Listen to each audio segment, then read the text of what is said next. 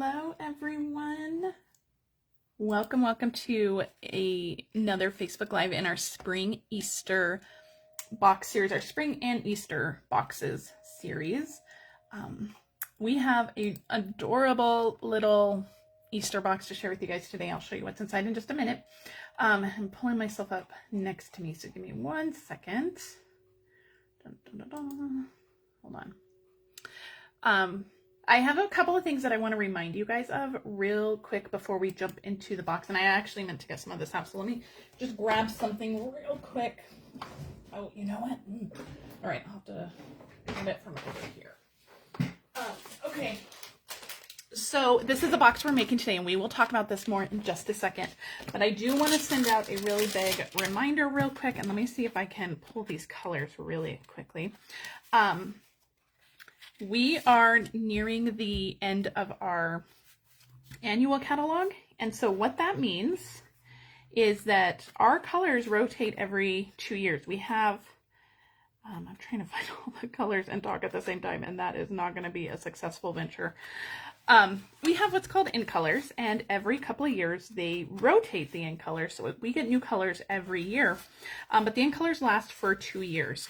And so I'm trying to pull out all the in colors that are leaving.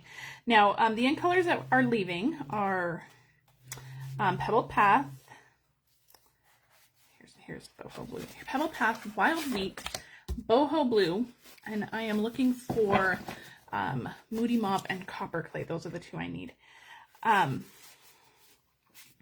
Maybe down here. So I have all of my, I've already pulled my in colors because they are not colors that I use very often, and so I'm preparing my office for new colors that are coming. Demonstrators will get to pre-order those in just a couple days actually, so I'm super excited for those.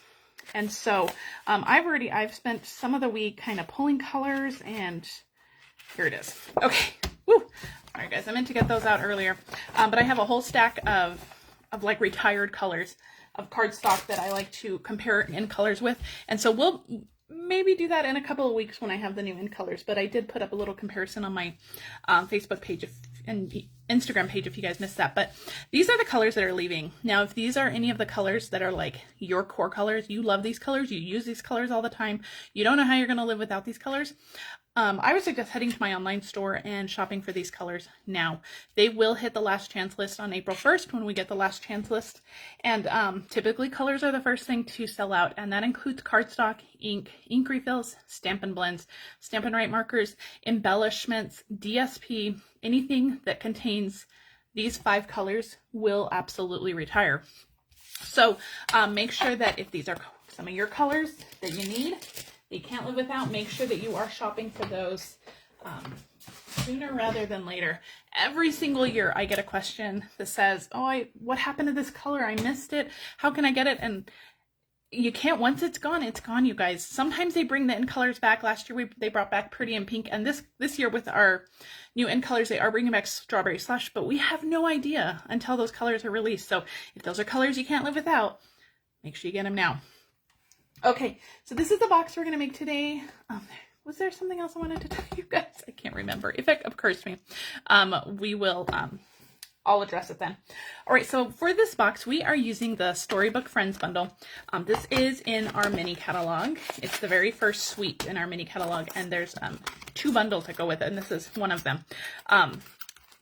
So it is an adorable little bundle. Look at all these little critters, and it has amazing like spring and Easter greetings. We are actually going to be using this bundle for the next 3 weeks. So today and then the next 2 weeks, we are actually going to be using the same bundle because I loved all the greetings. I love the little images, and I'll give you a sneak peek of next week's project. But if this has been on your wish list, this might be the time to grab it, you guys. So you get it discounted 10% if you buy it as a bundle, and typically bundle prices do not carry over. So when this catalog retires in a couple of months, typically the bundle price will too. Even if the stamps and dies carry over, the bundle price typically doesn't. So you can save 10% and get it as a bundle now. Okay, so we are also using the Nested Essentials dies. We're using the 2 largest of the little rectangles, and then I'm using the Cane Weave embossing folder as well, and you can kind of see that in the background there. This is like a little basket weave. It's so cute. So those are all the products we're using today. we are using the DSP that we're using. I was going to try to pull that out to you guys. It's been a weekend. We have had a lot of stuff going on, and I've been up since way earlier than I wanted to be cleaning. But anyway, so this DSP is the Countryside Inn DSP, and this is the print we're using. So it's hard to tell when it's all like chopped up, but this is one of the prints we're using, and it has these little bunnies in it, and I love them so much. This one has little foxes, but there are so many adorable little spring prints in here, and it's all shades of blue. Now this one, I do believe this DSP will retire because it has Boho Blue in it, and so that's one of our retiring in colors. So I do believe that this is going to be our last hurrah with this Countryside Inn DSP. So if this is a DSP that you love, stock up on it now. Once things hit that last chance list, it's like poof, they're just gone. They sell out so fast. So make sure that you grab those. Okay, so this is a box we're making. It's so cute. So let me show you what's inside. So the belly band slides off just like this. Now, if you don't want to do a belly band, you can just stick this little label right on top, and that's okay too. The belly band is made with that same DSP as well. Inside is an iced latte foam coffee. So this is something you would give to maybe the adults that are attending your Easter celebration, or the you know, the older people attending your Easter celebration. Now, if you wanted to make these for kids, these little Hershey cookies and cream bunny, they do fit in here. You may have to add like a few little jelly beans or something because they're a little bit too short, but they also have smaller, I don't have them on hand, but they also have smaller bunnies that you might be able to fit 2 in here. Hershey's does some smaller ones too. Maybe not the cookies and cream one, but they do sell smaller ones. I think that this is tall enough too for like Reese's eggs and stuff. So if you wanted to put candy in here, you could. Now this coffee I found in the coffee aisle in my grocery store, obviously. I got this at Walmart actually. Now I'm not a coffee drinker, so I did take one of these over to my mom because I was like, well, how does it make foam? I didn't understand. I'm not being a coffee drinker. I just honestly didn't understand how it made foam. So I took it over to my mom's house and I said, please try this because I'm curious how this works. And so it was true. You just, the directions say like you add cold water and then you stir it and it creates foam. And the more you stir, the more foam it creates. It was a little bit of a cool little science experiment. I'm still not sure how it works, but she did say the coffee was pretty good. You top it off with ice, and she said it was a little strong, but you know, as ice melts, the coffee gets weaker, so it's okay. But so this would make a really fun gift for the adults in your life, or you know, put some candy in it and it'll be fine for the kids. All right, let's get started. I've talked a long time. We need to start making this box. All right, I'm using Misty Moonlight for this. And we have a piece of Misty Moonlight that is 6 1/4 by 9 1/4. And all of the measurements are in the video description and they'll be on my blog, so please don't worry about writing them down.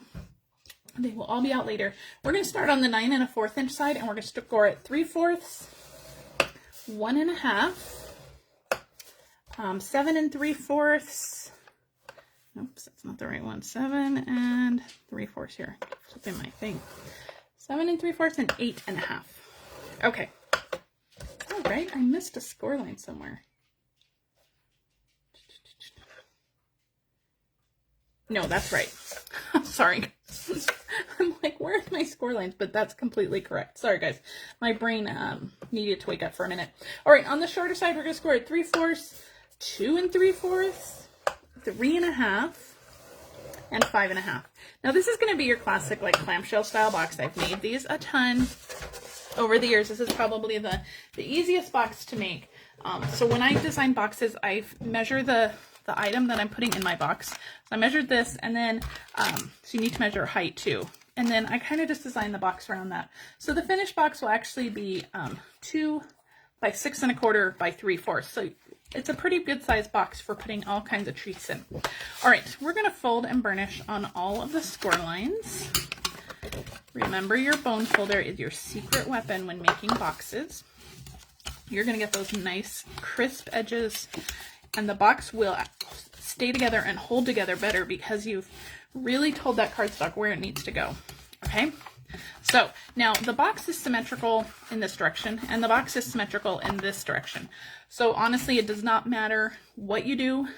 We're going to do the same to both sides. So I'm going to turn it to one of the short sides, and we are going to cut up the score line to the second score line on all of these 4 score lines. So I hope that makes sense. So we are, get on that score line. There we go. And so we've just cut along all of those score lines. Let me grab our box so we can see where we're going with this. We are going to cut some of these off. So this is where you're going to decide what's going to be the bottom and what's going to be the lid.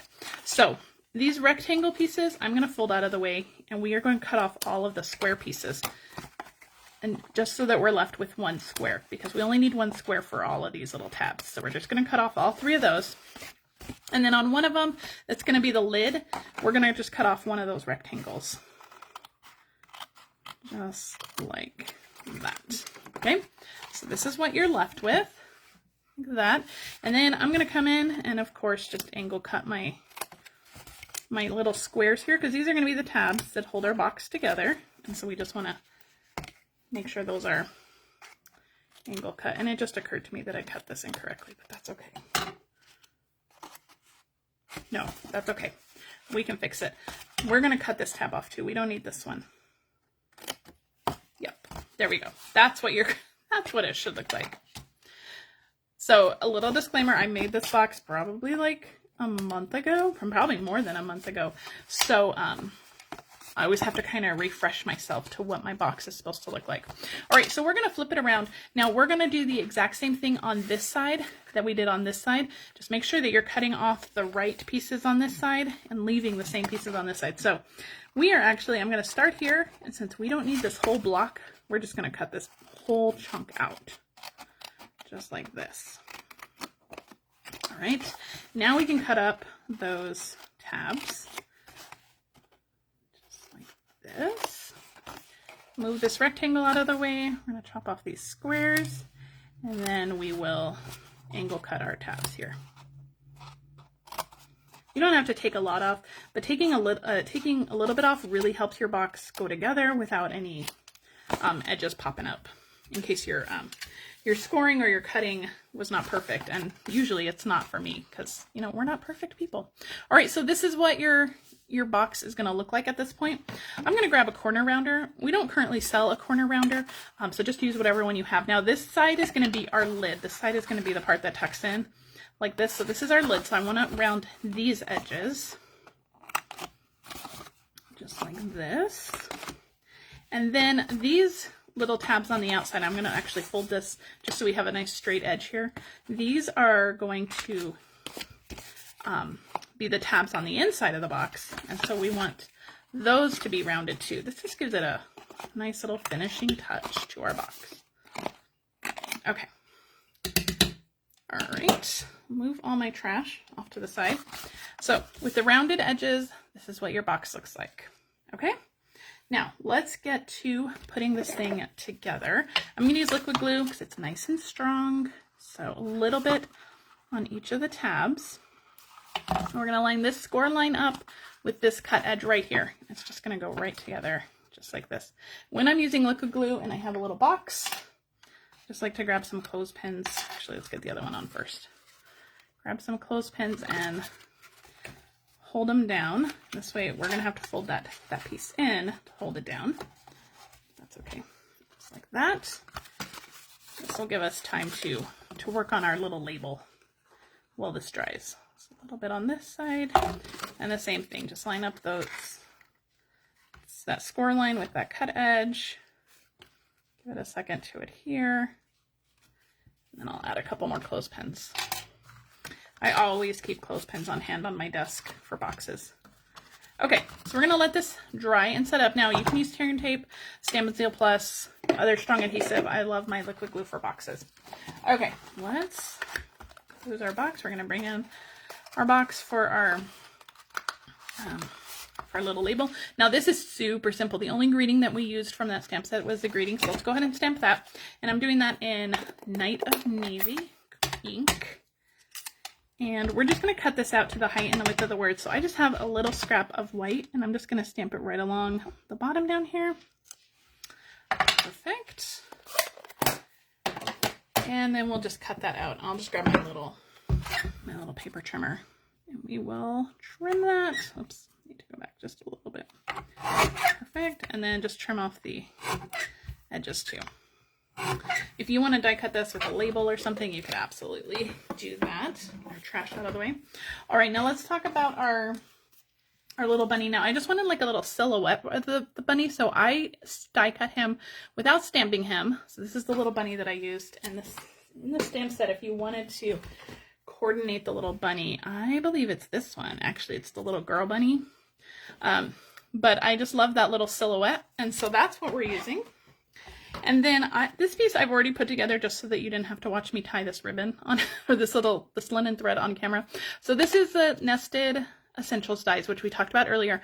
And this is in Misty Moonlight and Boho Blue. And I did emboss this one with that cane weave embossing folder. So I hope you can see the texture on that. It's beautiful. And then I just layered them up, and I tied a piece of Night of Navy linen thread around it. And that linen thread comes from the Natural Tones linen thread. And we're going to pop up our little bunny and our greeting with dimensionals. So I'm going to grab, I have little mini ones here, but I'm going to cut the edges so I can use those. So we're going to pop up our little bunny with some dimensionals. And then we're going to also do the same with the greeting. So I'm going to get that out. We'll pull that off. Okay, the greeting is going to go like right above the bow. And you can kind of finagle your bow to, that way it doesn't kind of cover up your greeting. So just kind of finagle your bow like that. And then our bunny is just going to go right next to it. Just like that. Oh, so cute. All right, we're going to finish up our little label with these are the ombre matte decorative dots. Calypso Coral, Old Navy, Pool Party, or Old Olive, Pool Party, and Night of Navy. And so I'm just going to use 3 of these, and I love these. The bigger ones are pretty big. I don't think they're card friendly because they stick up pretty big. You might have to add some extra postage, but I love them for 3D projects. Okay, so our little tag is done. So let's go back to our box. So the tag's super easy. You could definitely knock a bunch of these out in no time. Okay, let's take our clothespins off and our little inside tabs. Should pop up. We didn't glue those down. All right, here's our little coffee. This fits in here perfectly, or your chocolates, whatever you want to put in there. And then our little box just holds together just like that. So cute. Now I put a little finger notch on mine, but we're going to do that after we put the DSP on. So we'll have to take our coffee out again in just a second. So I have all my DSP pieces. So I have 2 pieces that are 1 3/4 by 1/2 inch. These are going to be for the edges. I have 1 piece that is 6 by 1/2 inch. This is going to be for the front, and that's cut way too big. I'm going to have to trim that. So let me get my paper trimmer. Let me just do that real quick. Get that taken care of. And then the top piece is going to be 6 by 1 3/4, and then we have a piece of that same DSP for our belly band, and that is 7 by 2 1/2. And I need to cut this at 1/2 inch. Okay, there we go. Much better. All right, so let's glue all of this down. And I'm just going to use my Stampin' Seal Plus for this. You can also add the DSP on your box before you assemble it. I like to assemble my boxes before I put the DSP on, usually because that way I know I'm putting it on right side up or in the right places. Not like gluing it on the inside or somewhere where it's not supposed to be. Which I have done before, so I speak from experience. But if you're good about not doing that, then by all means you can put it on before, but I've never had a problem doing it after, so that's what I do. Okay, and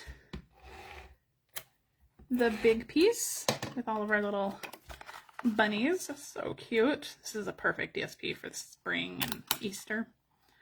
Okay, so you're going to have a little bit of a border all around the side, so just make sure you get that nice and even. And let's add our little finger notch. This is optional, but it does help open the box. So I just have a little 1/2 inch circle here, and that's perfect to get inside our little box. Now you can just eyeball center. If you don't feel comfortable eyeballing center, you can absolutely get out a ruler and mark center, but you know, whoever you give this box to, they're not going to complain if the little finger notch is not exactly in center, so don't worry about that. And it's going to be covered up with our belly band, so if it's not completely in center, that's okay too. Okay, so we have our little belly band. I'm just going to give this a quick little curl with my bone folder, and that's going to help it go together. So I'm going to start on top, and I'm just going to go through and just pinch where it's going to kind of roll and land. The back side of this DSP has those little foxes on it, which is so cute. Okay, so now that it's all pinched, now I will go in, cute, and that little one right here. Oh, so cute. So where it's pinched, I'll go in now with my bone folder and just give it a little press. I like doing belly bands this way because if you're scoring it, you're going to have to measure down to like the 1/16 of an inch or even smaller than that, and it just gets complicated. And DSP is thin enough that you can just pinch it and fold it, and it's okay. And doing it this way, just make sure that your paper is lined up on the edges, and that will make sure that your belly band is nice and straight. Okay, so we have our little belly band. We're going to put the seam on top because we're going to end up covering that up, so nobody's going to see that. So I'm going to put some adhesive on the inside here, and just make sure it's all nice and lined up. Just make sure it's not too tight. You want to make sure that they can slide it on and off. And then we are just going to stick our little label on, and we'll be done. I'm going to add some dimensionals here. A couple of these edge pieces. Edge pieces are my favorite part of dimensionals. Always use your edge pieces. Don't ever get rid of those. All right. Oops, you know what? Quick tip. Make sure that your dimensionals do not go too close to the edge of this nested essentials dies, because it is going to hang off over that belly band just a little bit. And so you want to make sure you're not gluing it to the box. You just want to adhere to the belly band. So we're just going to center that up on the belly band. Make sure that it still slides, that adhesive is not hanging over. And that completes our little Easter box. Isn't it cute? I'll leave this one off so you can see our little coffee inside. Isn't that cute? So you have the little belly band that slides off. It's so cute. I love this box. All right, now next week, again, we're going to be using the same bundle for the next 3 weeks. So next week, this is the cute box we're making. So cute. You are definitely going to want to come back next week for that one. All right, guys, this week on my blog, I actually have 2 videos posting. I have 2 pop-up cards that I am sharing with the Bright Skies bundle. So make sure that you check that out. They're going to be nice and springy cards. So if you're looking for some fun spring cards, make sure you check those out. They are so much fun. So those will go up on Tuesday and Thursday on my YouTube channel and on my blog. So check those out. If you are watching this on YouTube, please go ahead and subscribe to my channel. It's free. That way you never miss a video. And if you're watching this on Facebook, please like and share with your crafty friends, because that's how I find new customers. And it really helps me out and helps my business grow, and it's free for you. All right, guys, thank you so much for joining me. I will be back next week with that super fun Fresh Freesia box, and we'll make that one next week. All right, guys, have a great week. Bye.